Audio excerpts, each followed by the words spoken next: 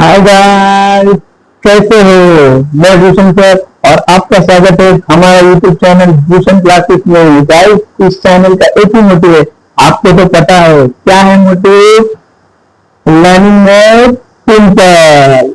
तो गाइस, आपके लिए आज मैं फिर से एक नया टॉपिक लेके आया जो फिजिक्स का है और बहुत ही इंपॉर्टेंट टॉपिक है और बहुत ही इजी तरीके से मैं इसको आपको आज बताऊंगा। तो चलो देरी न करते हुए चलते हैं टॉपिक की तरफ। तो टॉपिक का नाम है Newton universal law of gravitation. तो गाइस, सबसे पहले हम Newton universal law of gravitation का क्या देखेंगे, डेफिनेशन देखेंगे। तो क्या है यहाँ पर, तो Newton universal law of gravitation क्या बोलता है, each and everything present in the universe attract to each other by definite force.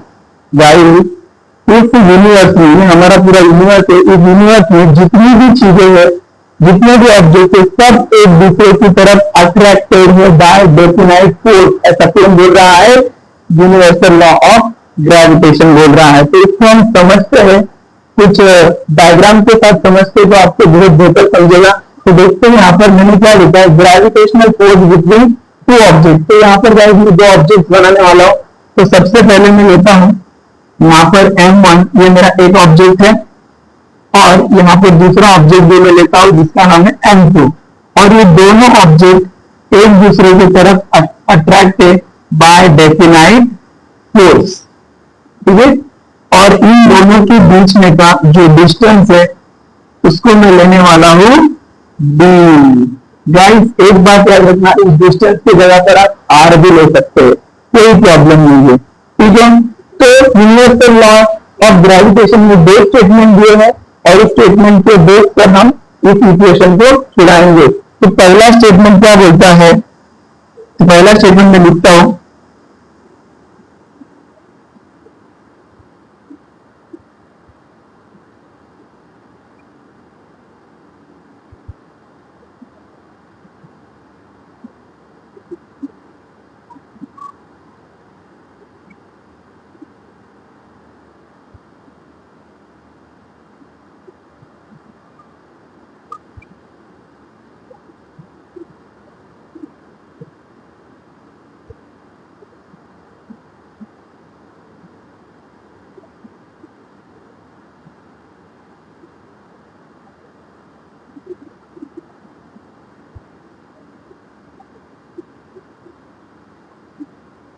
देखिए guys, universal law of gravitation का पहला स्टेटमेंट क्या है, the force is directly proportional to the product of the masses of two object. Guys, आपको ये पता है क्या कि डायरेक्टली प्रोपोर्शनल क्या होता है और इनवर्सली प्रोपोर्शनल क्या होता है, शॉर्ट में आपको बताता हूँ।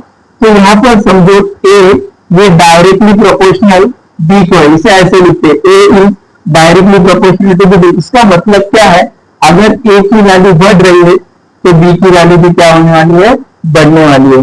अगर बी की ए की वैल्यू घट रही है तो गाइस यहाँ पर बी की वैल्यू भी क्या होगी, घटेगी। इस स्टेटमेंट को हम बोलते हैं डायरेक्टली प्रोपोर्शनल। तो इनवर्सली प्रोपोर्शनल मतलब क्या, समझो यहाँ पर ए इज इनवर्सली प्रोपोर्शनल है तो इसे हम लिखते हैं 1/b।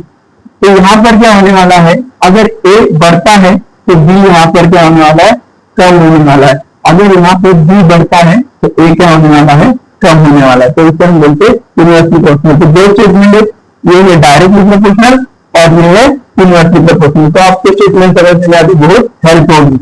तो यहाँ पर फर्स्ट स्टेटमेंट में क्या बोला है, द फोर्स तो फोर्स को हम लेंगे F, the force is directly proportional को हम लेंगे ये time, the force is directly proportional to the product of masses of the two object. Product मतलब यहाँ पर होता है मल्टीप्लाई। तो दो जो मासेस है हमारे पास M1 एंड M2, इन दोनों का क्या करना है, प्रोडक्ट मीन्स मल्टीप्लाई करना है। तो M1 इंटू M2, ये डॉट मीन्स होता है गाइस इंटू। तो इसको देते हैं इक्वेशन नंबर 1। सेकेंड स्टेटमेंट क्या बोलता है, Newton universal law of gravitation, तो मैं यहाँ पर लिखता है फिर आपको समझाता हूँ। जो force is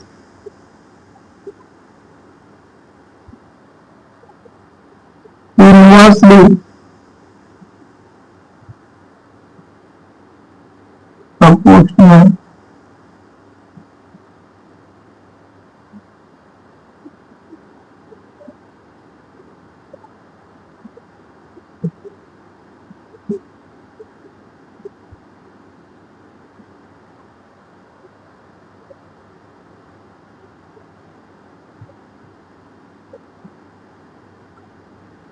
सेकंड स्टेटमेंट क्या बोल रहा है? The force is inversely proportional to the square of the distance between them. मतलब यहाँ पर जो फोर्स है वो कैसा है? इनवर्सली प्रोपोर्शनल है डिस्टेंस के। तो डिस्टेंस का क्या बोला यहाँ पर? Square of the distance. तो यहाँ पर डी का स्क्वायर करना है। इस इक्वेशन को हम देंगे सेकेंड। तो गाइस फर्स्ट हमें यहाँ पर दो इक्वेशन मिले, equation number 1 and equation number 2। इन दोनों को हम कंपेयर करेंगे। तो क्या करते हैं? From 1 and 2, from 1 and 2। तो यहाँ पर मुझे क्या मिलेगा? फोर्स ये डायरेक्टली प्रोपोर्शनल का है। यहाँ पर m1 into m2, m1 into m2 और यहाँ पर इंटू मिलेगा 1 अपॉन डी स्क्वायर। गाइस यहाँ पर 4 जो रहेगा एज इट इज प्रोपोर्शनलिटी का है, एज इट इज ये m1 और m2 इसका 1 के साथ अगर मल्टीप्लाई किया तो सेम आएगा m1 इंटू m2 और ये डी स्क्वायर जो नीचे है यहाँ पर आ जाएगा अपॉन में। गाइस तो एक यहाँ पर फॉर्मूला मिला है, इसी फॉर्मूला को बोलते हैं Newton's universal law of gravitation का फॉर्मूला। तो गाइस हमने क्या क्या देखा? Newton universal law of gravitation का डेफिनेशन देखा, फिर उसके बाद इसे हमने एक डायग्राम से समझा। यहाँ पर दो ऑब्जेक्ट है m1 एंड m2 और इन दोनों के बीच में जो फोर्स लग रहा है वो f है और इन दोनों के बीच में का डिस्टेंस वो क्या है? d है। फिर फर्स्ट इक्वेशन से हमने एक इक्वेशन बनाया और सेकंड स्टेटमेंट से हमने सेकंड इक्वेशन, फर्स्ट स्टेटमेंट से फर्स्ट इक्वेशन बना उसको इक्वेशन नंबर 1 दिया और सेकंड स्टेटमेंट से जो सेकंड इक्वेशन वो इक्वेशन नंबर 2 और इन दोनों को कंपेयर करके हमें एक नया इक्वेशन मिला।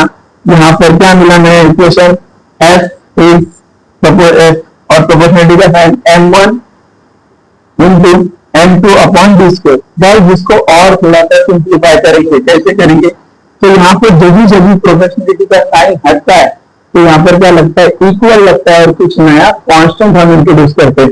जैसा होगा f इज इक्वल टू, यहाँ पर जो हम कांस्टेंट लेने वाले वो है g, capital G। Capital G gravitational, gravitation, ठीक है। तो कैपिटल मींस क्या होता है? ये हमारा ग्रेविटेशनल कांस्टेंट होता है, ठीक है। तो इसको लिया और यहाँ पर m1 इंटू m2 और अपॉन में हो जाएगा डी स्क्वायर। गाइस यही हमारा फॉर्मूला है, फाइनल फॉर्मूला किसका? Newton's universal law of gravitation का। तो गाइस एक बार आप इसका स्क्रीनशॉट ले लो, फिर हम जाते इस फॉर्मूला को डिटेल में समझते हैं।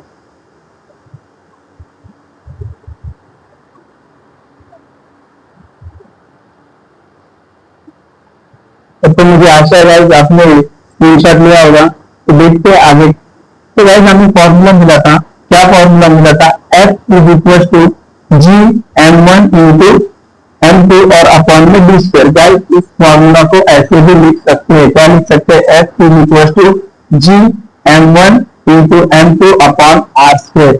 यहाँ पर गाइस d और r मैंने लिखा है, वेयर d और r is the distance between the centre of the two body. कोई प्रॉब्लम नहीं है, डी स्क्वायर लिखा तो भी चलेगा, आर स्क्वायर लिखा तो भी चलेगा, कोई भी प्रॉब्लम नहीं है। ठीक है, तो इस फॉर्मूला को देखते हैं डिटेल में। तो यहाँ पर फॉर्मूला है, फॉर्मूला में जो टर्म यूज हुए, तो यहाँ पर f मतलब होगा, f मतलब होगा यहाँ पर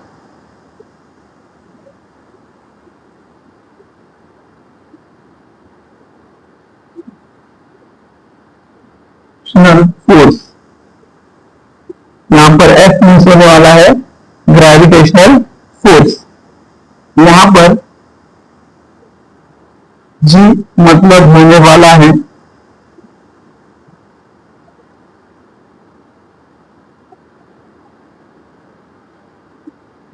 ग्रेविटेशनल कांस्टेंट, और यहाँ पर m1 means mass of the first object, and 2 means mass of the second object। और यहाँ पर D मतलब होने वाला है difference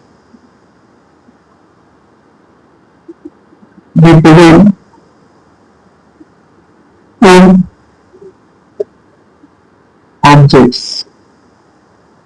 ठीक है गाइस, तो यहाँ पर फॉर्मूला को हमने डिटेल में देखा। तो क्या है यहाँ पर, F मीन्स यहाँ पर होने वाला है ग्रेविटेशनल फोर्स, G मीन्स यहाँ पर होने वाला है ग्रेविटेशनल कांस्टेंट, और M1 means mass of the first object and M2 means mass of the second object, and D means होने वाला है गाइस यहाँ पर distance between two object. Guys बार बार फिर मैं बता रहा हूँ, D की जगह पर आप R भी ले सकते हो, इसका भी मतलब सेम ही होने वाला है।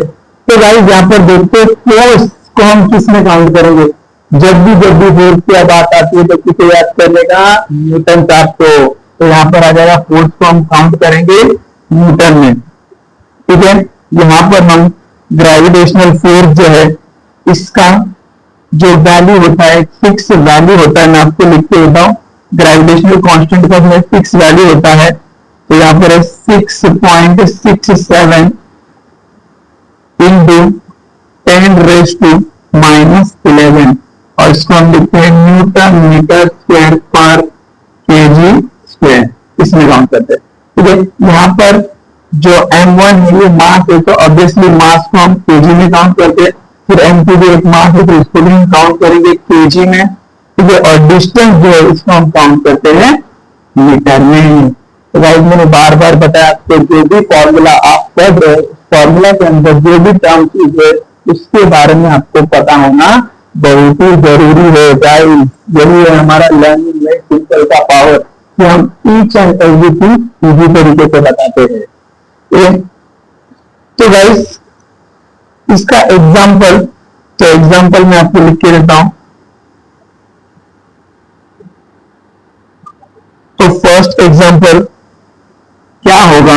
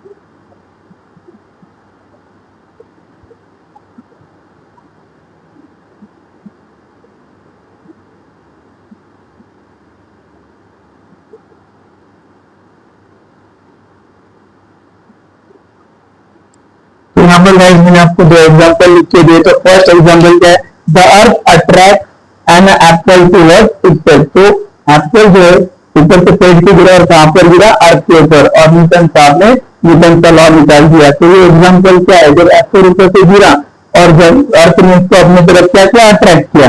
The earth attract an apple towards itself. ये भी किसका एग्जांपल है, यूनिवर्सल लॉ ऑफ ग्रेविटेशन का एग्जांपल है। दूसरा एग्जांपल है, जितने भी प्लैनेट थे, planets revolve around the sun because of the gravitational attraction। जो भी planet और sun है इसके बीच में जो attraction है किसके वजह से, ग्रेविटेशनल अट्रैक्शन की वजह से है। इसी की वजह से जितने भी प्लैनेट थे ये क्या करते, सन के अराउंड क्या करते, रिवॉल्व करते रहते। तो गाइस दो एग्जांपल बहुत अच्छे से याद रखना गाइस, मेरे को बार बार बताया, जब भी हम कोई भी डेफिनेशन या कोई भी लॉ करते तो इनके एग्जांपल्स बहुत जरूरी है, क्योंकि एप्लीकेशन अगर हमें पता नहीं है, कैसे उसको यूज करते हैं अगर हमें पता नहीं है, तो उसका पढ़ के कोई भी फायदा नहीं है। तो गाइस हमने क्या क्या देखा, Newton universal law of gravitation पूरा डिटेल में देखा, उसकी डेफिनेशन देखी, दो स्टेटमेंट देखे, उस स्टेटमेंट के ऊपर से हमने उसका फॉर्मूला डिराइव किया। फॉर्मूला इस तरीके से भी लिख सकते हो, इस तरीके से भी लिख सकते हो। और गाइस इस फॉर्मूला के अंदर जो जो टर्म्स होते हैं उनको हमने डिटेल में देखा, और उन टर्म्स को किस क्वांटिटी में काउंट करते हैं, किस टर्म में काउंट करते हैं वो हमने देखा, और लास्ट में हमने देखा एग्जाम्पल। तो भाई कैसा लगा आपको वीडियो, कमेंट्स में बताइए। अगर आपको वीडियो अच्छा लगता है तो वीडियो को लाइक कीजिए, शेयर कीजिए। गाइस आपके लाइक से हमें मोटिवेशन मिलता है। अगर हमें हमारा वीडियो आपको बहुत पसंद आता है तो आज ही हमें ज्वाइन कीजिए और अपनी पढ़ाई की जर्नी शुरू कीजिए गाइस। तो मिलेंगे अगले वीडियो में एक नए के साथ और नए टॉपिक के साथ। Bye bye.